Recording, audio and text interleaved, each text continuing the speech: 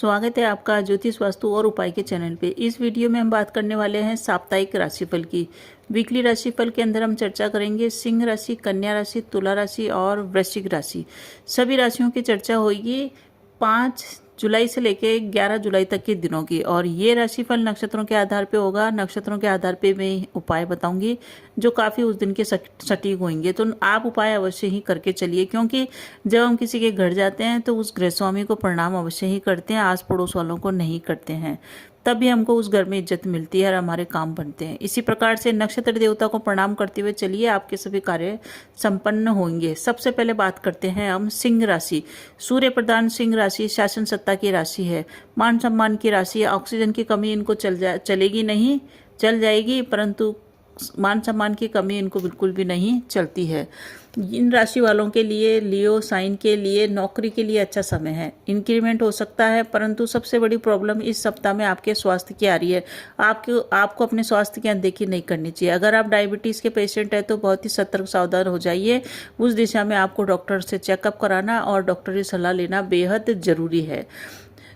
अगर आपका स्वास्थ्य सही रहा तो बाकी सभी चीज़ें आपकी सही होगी, क्योंकि व्यापार में भी अच्छा चल रहा है। कोई इन्वेस्टमेंट अगर आप करना चाह रहे हैं कहीं पे भी, तो वो आपको लाभ होएगा। अगर आप शेयर में डीलिंग करते हैं, कॉल पुट में, ट्रेडिंग में, किसी में भी डीलिंग करते हैं, आप कर सकते हैं, वहाँ से भी आपको लाभ होएगा। इस दृष्टि से देखें तो ये सप्ताह आपको लाभ तो दिला के जाएगा, पर अपने स्वास्थ्य को संभालें।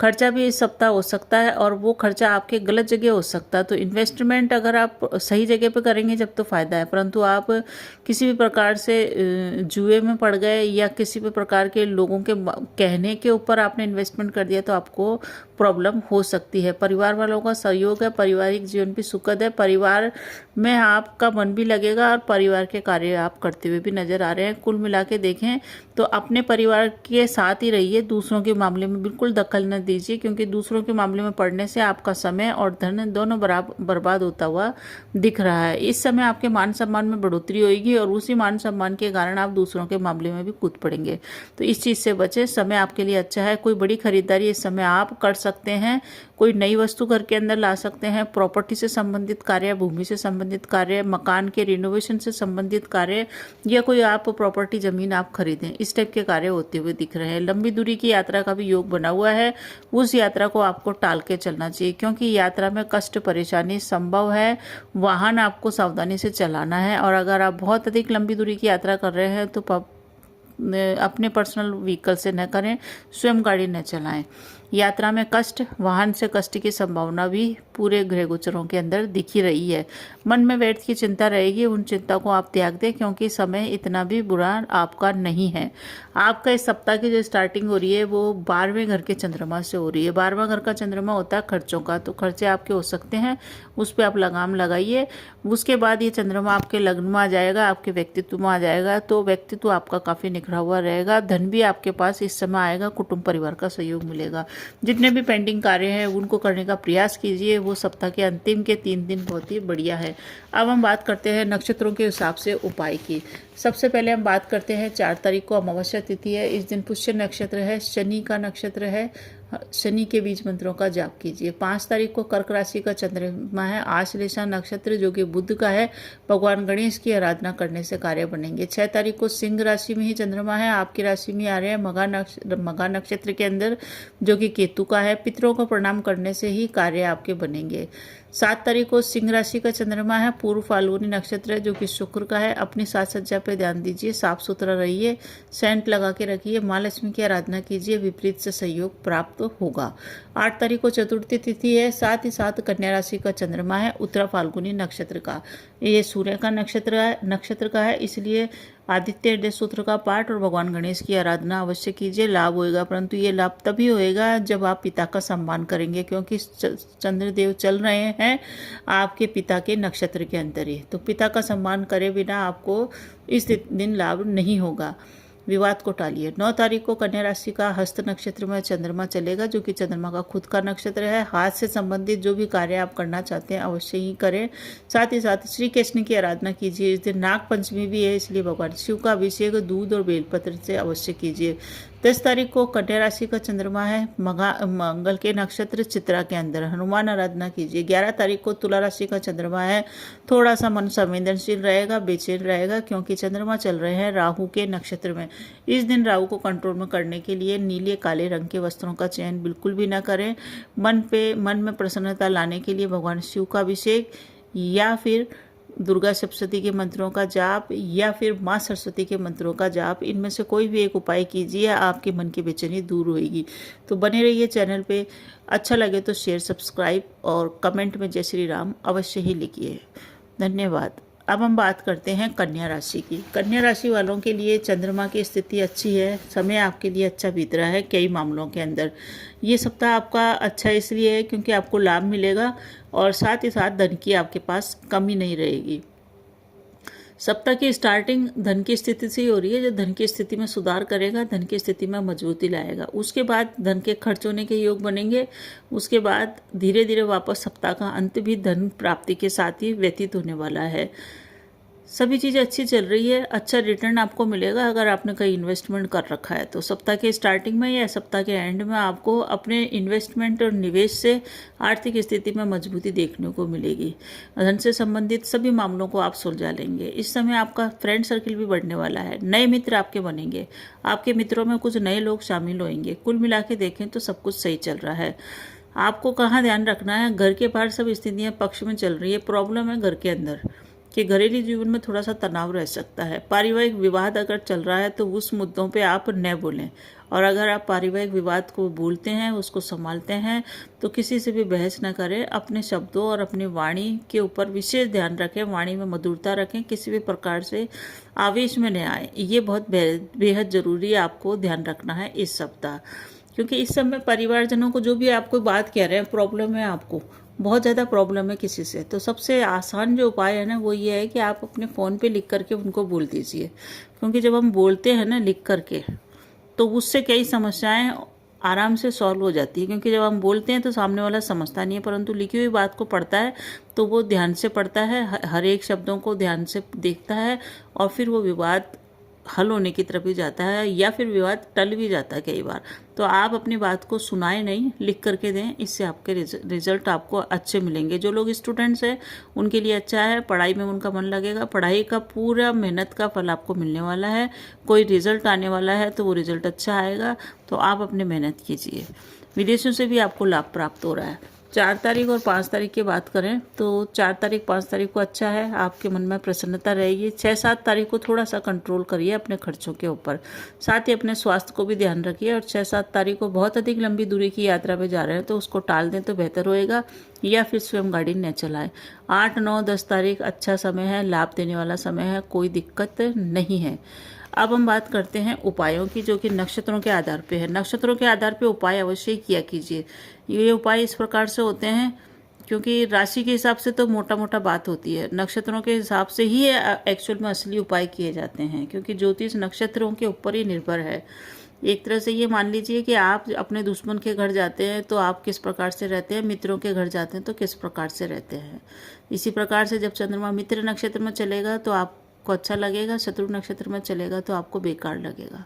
तो सबसे पहले बात करते हैं 4 तारीख को। 4 तारीख को अमावस्या है, शनि का नक्षत्र पुष्य है, इस दिन हनुमान आराधना से काम बनेंगे। 5 तारीख को कर्क राशि का अश्लेषा नक्षत्र जो कि बुध का है, इस दिन भगवान गणेश की आराधना कीजिए। 6 तारीख को सिंह राशि का चंद्रमा है, मघा नक्षत्र है जो कि बहुत ही शक्तिशाली है, केतु का है। इस दिन पितरों को प्रणाम अवश्य कीजिए, उनके आशीर्वाद के बिना कार्य नहीं बनेंगे। 7 तारीख को सिंह राशि पूर्व फाल्गुनी नक्षत्र का चंद्रमा है जो कि शुक्र का है। इस दिन अपनी साज सज्जा, अपने बनाव श्रृंगार, अपने ड्रेसिंग सेंस पे ध्यान दीजिए, सेंट लगा के रखिए, माँ लक्ष्मी की आराधना कीजिए, विपरीत से सहयोग और प्रेम की प्राप्ति अवश्य ही होगी। 8 तारीख को चतुर्थी है गणेश जी की, साथ ही साथ सूर्य का नक्षत्र उत्तरा फाल्गुनी है। इस दिन सूर्य आराधना, आदित्य हृदय सूत्र का पाठ और गणेश आराधना, इन सभी चीज़ों से आपको फ़ायदा मिलेगा। परंतु ये फ़ायदा जब मिलेगा जब आपने अपने पिता का सम्मान किया, क्योंकि चंद्रमा चल रहे हैं पिता के नक्षत्र उत्तरा फाल्गुनी में, जिसका कि स्वामी है सूर्य। सूर्य हमारे जीवन में आत्मा और पिता के कारक हैं। 9 तारीख को हस्त नक्षत्र में चंद्रमा चलेगा। इस दिन भगवान कृष्ण की आराधना अवश्य कीजिए। इस दिन नाग पंचमी भी है, इसलिए भगवान शिव के मंदिर में अवश्य जाएं, अभिषेक कीजिए और अपनी प्रॉब्लम उन्हें बताइए, तो आपकी प्रॉब्लम सॉल्व होगी। 10 तारीख को चित्रा नक्षत्र में चंद्रमा है। मंगल के नक्षत्र में हनुमान आराधना अवश्य कीजिए। 11 तारीख को तुला राशि के अंदर चंद्रमा चलेंगे और ये चंद्रमा काफ़ी पीड़ित रहेंगे, क्योंकि ये राहु के नक्षत्र में है। इस दिन भगवान शिव का अभिषेक या दुर्गा सप्तशती के पाठ आप अवश्य ही कीजिए। तो ये था कन्या राशि वालों का राशिफल। अगर आपको मेरा प्रयास अच्छा लगता तो प्लीज़ कमेंट में जय श्री राम लिखिए और चैनल को शेयर, सब्सक्राइब और कमेंट अवश्य ही कीजिए। अब हम बात करते हैं तुला राशि की। तुला राशि वालों की स्थिति बहुत ही अच्छी है। आपके लिए परिस्थितियां सब अनुकूल होती हुई जा रही है। कार्यों को बिल्कुल भी न टालें। जो भी कार्य हैं उनको निपटा दीजिए। जो भी प्रॉपर्टी से संबंधित कार्य हैं बिल्कुल भी न टालें। प्रॉपर्टी के कार्यों को टालेंगे तो आगे आपको योग नहीं मिलेगा, क्योंकि ये सप्ताह आपको प्रत्यक्ष संपत्ति का योग बना रहा है। प्रत्यक्ष संपत्ति प्राप्त हो सकती है या आप स्वयं प्रॉपर्टी खरीदने की ओर जा सकते हैं। तो प्रॉपर्टी की विजिट करनी है, अवश्य कीजिए, इसी से आपके रास्ते खुलेंगे। इस समय यात्रा का भी योग है और यात्राओं में आपको लाभ प्राप्त होगा। नौकरी में भी लाभ प्राप्त होगा। कुल मिला के देखें तो ये सप्ताह आपको सुख और लाभ और धन सभी कुछ देगा। यात्रा करेंगे तो यात्रा में भी आपको धन की प्राप्ति होगी, यानी कि आप यात्रा अपने कैरियर को लेके करेंगे और जिस भी उद्देश्य को लेके आप यात्रा कर रहे हैं उसमें आपको फायदा होएगा। आपके लिए सबसे बढ़िया यही है, प्रातः उठते ही नियम बना लीजिए आप 7 दिन का कि आज कौन से काम निपटाने हैं, आज कौन से काम के लिए जाना है। बस उन कामों की लिस्ट बना के अपने कार्य पे चल दीजिए। वो यात्रा आपके लिए सुखद, फलदायी और लाभकारी होगी। इनकम भी आपकी बढ़ेगी। कुल मिला के देखें तो ये जो योग बन रहे हैं, इन सब चीज़ों से आपको इंक्रीमेंट होता हुआ दिख रहा है लाइफ के अंदर। इंक्रीमेंट का मतलब ऊंचाई के ऊपर आप जा रहे हैं, आपका प्रमोशन हो रहा है। जरूरी नहीं है प्रमोशन धन को ही लेके हो। कई जब सभी चीज़ें हमारे जीवन में सब कुछ बढ़िया बढ़िया होता है तो वो भी प्रमोशन इंक्रीमेंट ही होता है। आप कोई भी चीज़ कर रहे हैं प्रॉपर तरीके से कार्य करिए। पेपर वर्क को बिल्कुल ध्यान से करिए, प्रॉपर तरीके से करिए। पेपर पढ़ के ही साइन करना है, इसी से आपको लाभ होएगा। इन्वेस्टमेंट से भी लाभ है। संपत्ति के इंक्रीज होने की संभावना पूरी बनी हुई है। आप प्रॉपर्टी में इन्वेस्ट इस समय करते हुए दिख रहे हैं या कोई बड़ी खरीदारी करते हुए दिख रहे हैं, और ये जो इन्वेस्टमेंट करेंगे ये आपको फ्यूचर में अच्छा रिटर्न दिखे जाएगा। पारिवारिक जीवन भी सुखद है, कोई दिक्कत नहीं है। तुला राशि वाली भाग्यशाली राशियों में से है जिनके लिए 1-2 चीज़ों को छोड़ के सब चीज़ें अच्छी चल रही है। पारिवारिक जीवन में आपको बिल्कुल भी तनाव नहीं करना, क्योंकि आपका जीवन सुखद चल रहा है, कोई दिक्कत नहीं है। अपने कार्यों को आपको अपने आप ही करना है, सारे कार्यों को, ये मान के चलिए। पॉजिटिव रहेंगे 5, 6 और 7 तारीख, ये तीनों दिन पॉजिटिव हैं, कोई दिक्कत नहीं है। यहाँ पे आपके कार्य आसानी से संपन्न होते हुए चल रहे हैं। 8, 9, 10, 11 ये जो तारीखें हैं, इस समय आप जो भी काम अपने सबॉर्डिनेट से, अपने अधीनस्थ कर्मचारियों से, अपने वर्क प्लेस पे नीचे के लोगों से करवाना चाह रहे हैं तो वो अपनी देख रेख में करवाएं। उनके ऊपर कार्य को न छोड़ें कि वो कर लेंगे, आपने उनको बोल दिया, क्योंकि वो आपके इस प्रकार से बोलने से उनके कार्य में गलती रह सकती है। तो इसीलिए आप उनको गलती करने का मौका न दें, अपने निगरानी के अंदर सारे कार्य करें, आपको फायदा होएगा। बिजनेस में भी आपको यही रणनीति अपनानी है, तभी आपका बिजनेस का विस्तार भी हो रहा है। किसी भी प्रकार का इन्वेस्टमेंट और प्रॉफिट गेन ये सप्ताह दे रहा है, इसलिए आपको इस और भी ध्यान देना है। तो ये था तुला राशि वालों का राशिफल। अब उपाय की चर्चा कर लें। 4 तारीख को अमावस्या तिथि है। इस दिन शनि का नक्षत्र पुष्य है। हनुमान आराधना या दशरथ कृत शनि सूत्र का पाठ अवश्य करें। 5 तारीख को कर्क राशि अश्लेषा बुध का नक्षत्र है। इस दिन भगवान गणेश की आराधना करें। 6 तारीख को बहुत ही शक्तिशाली मघा नक्षत्र है, जो कि पितरों का है। पितरों के निर्मित गाय को रोटी देना और पितरों के निर्मित पूजा करना या पितरों को नमस्कार करके ही अपने कार्यों के लिए निकले। 7 तारीख को बहुत अच्छा नक्षत्र है, पूर्व फाल्गुनी, सिंह राशि में है चंद्रमा, शुक्र का नक्षत्र है। इस दिन अपनी साज सज्जा, अपने बनाव श्रृंगार को अवश्य ही ध्यान दें, अपने आप को साफ सुथरा रखें। विपरीत से सम्मान, विपरीत से प्रेम की प्राप्ति होगी। साथ ही माँ लक्ष्मी की आराधना कीजिए, धन प्राप्ति अवश्य ही होगी। 8 तारीख को चतुर्थी तिथि है। भगवान गणेश की आराधना से दिन की शुरुआत कीजिए और नक्षत्र है सूर्य का। इस दिन अपने पिता का सम्मान अवश्य कीजिए, वरना आपके सारे कार्य बिगड़ जाएंगे। और सूर्य के आदित्य हृदय सूत्र का पाठ भी कीजिए। 9 तारीख को कन्या राशि हस्त नक्षत्र में चंद्रमा चलेंगे, जो कि चंद्रमा का खुद का है। हाथ से संबंधित सारे कार्य जो आपने हाथ में ले रखे हैं अपनी निगरानी में कीजिए। साथ ही साथ इस दिन नाग पंचमी भी है, तो भगवान शिव के मंदिर में अवश्य जाके पूजा पाठ कीजिए, अभिषेक कीजिए। 10 तारीख को चित्रा नक्षत्र में चंद्रमा है जो कि मंगल का है, ये भी शक्तिशाली नक्षत्र है। इस दिन हनुमान जी की पूजा, मंदिर जाना, हनुमान जी को मीठा का भोग लगाना अवश्य कीजिए। 11 तारीख को तुला राशि का चंद्रमा है, थोड़ा सा पीड़ित रहेगा इस दिन। चंद्रमा आपके स्वयं के अंदर ही आ रहा है, परंतु फिर भी ये चंद्रमा राहु से पीड़ित है, मन में अशांति रह सकती है। इस अशांति को मिटाने के लिए आपको राहु को कंट्रोल करने के लिए भगवान गणेश की आराधना या फिर दुर्गा सप्तशती के मंत्रों का जाप आप अवश्य ही कीजिए। तो कैसा लगा आपको वीडियो पसंद आ रहा है प्लीज़ कमेंट में जय श्री राम लिखिए और किसी एक न एक व्यक्ति को अवश्य कीजिए। धन्यवाद। अब हम बात करते हैं वृश्चिक राशि स्कॉर्पियन साइन की। वृश्चिक राशि, ये सप्ताह आपके लिए अच्छा सप्ताह है। आप काफ़ी कुछ भाग्यशाली रहने वाले हैं। आपके लिए ये जो सप्ताह है कई कार्य निपटाएगा, बहुत सारे कार्य आपके रुके हुए बनेंगे भी, परंतु आपको किसी के ऊपर भी अंधविश्वास नहीं करना है। अपनी बातें किसी से भी शेयर नहीं करनी है। अगर अपनी योजना आपने किसी से शेयर की तो हो सकता है आपके नज़दीकी लोग ही उसमें रोड़ा अटका दें, क्योंकि वृश्चिक राशि वाले बहुत ही ईमानदार वफादार होते हैं अपने रिश्तों के अंदर। तो इस समय आपको अपनी वफादारी अपने मन के भीतर कहीं छुपा के रखनी है और इतना ज़्यादा किसी में इन्वॉल्व नहीं होना है, किसी के मैटर में, किसी के साथ, क्योंकि कार्यों में आपको वैसे भी सक्सेस दिला रहा है ये ग्रह गोचर। जीवन आपका गतिशील हो रहा है और आपके लिए कुछ अच्छे योग भी बन रहे हैं। इस समय आप भूमि भवन प्रॉपर्टी में निवेश करते हुए देखे जा सकते हैं। आप कोई भूमि खरीदने की योजना बना सकते हैं, कोई फ्लैट खरीद सकते हैं, अपने लिए कोई आशियाना आप ढूंढ सकते हैं। यानी कि प्रॉपर्टी से संबंधित इन्वेस्टमेंट आप इस सप्ताह कर सकते हैं। ये इस हिसाब से भाग्यशाली सप्ताह है। नेगेटिविटी कुछ भी नहीं है, बस नेगेटिविटी यही थोड़ी सी है कि अगर आप विवाहित हैं तो अपने जीवन साथी के स्वास्थ्य का ध्यान रखें, बस वहीं पे थोड़ी सी नकारात्मकता दिख रही है। साथ ही साथ परिवार के अंदर आप वाद विवाद आपके कारण नहीं होगा, परंतु परिवार में वाद विवाद कलह की संभावना है। उस कलह विवाद से आपको अपने आप को बचा के रखना है, क्योंकि अगर आपने उनके साथ उसके प्रॉब्लम को हल करना चाहा या उस वाद विवाद का हिस्सा बनना चाहा, तो प्रॉब्लम क्या होगी कि लोग आपको ही गलत साबित करेंगे और आप अपने आप को बचाने के लिए फिर दूसरों को गलत साबित करने का आपसे अन्याय हो जाएगा। इसलिए जितना हो सके वाद विवाद से दूर रहें और अपना बचाव करने का प्रयास न करें, क्योंकि आपको फोकस करना है अपने कैरियर के ऊपर। क्योंकि लोग बाग घर वाले तो आज बोल रहे हैं कल चुप हो जाएंगे, परसों प्रेम करेंगे, फिर अगले दिन फिर लड़ेंगे। तो घर में तो ऐसे ही चलता है सभी लोगों के। इस चीज़ पे आप ज़्यादा फोकस न करें। बस आपको ध्यान ये रखना है नज़दीकी लोगों से अपनी प्लानिंग बिल्कुल शेयर नहीं करनी है, चाहे वो कितना ही आपका प्रिय क्यों नहीं हो। समय आपको अच्छा है, बहुत कुछ देने जा रहा है, कार्यों को पूरा करेगा। इस समय आपको अपना वाहन खरीदने का या घर में रिनोवेशन कराने की भी संभावना है। अगर आप विवाहित हैं तो संतान की इस समय उन्नति होगी। संतान से संबंधित चिंताएं आपकी दूर होती हुई दिख रही है। अगर आपकी संतान बहुत बढ़िया है तो आप अपने संतान से सलाह ले सकते हैं। ये ग्रह गोचर दिखा रहा है। जो भी पैसे खर्च कर रहे हैं उस पैसे को आप खर्च करेंगे, क्योंकि धन की कोई समस्या इस समय नहीं है कि आपका खर्चा खड़ा है और आपके पास धन की कमी है, ऐसा कुछ भी नहीं है।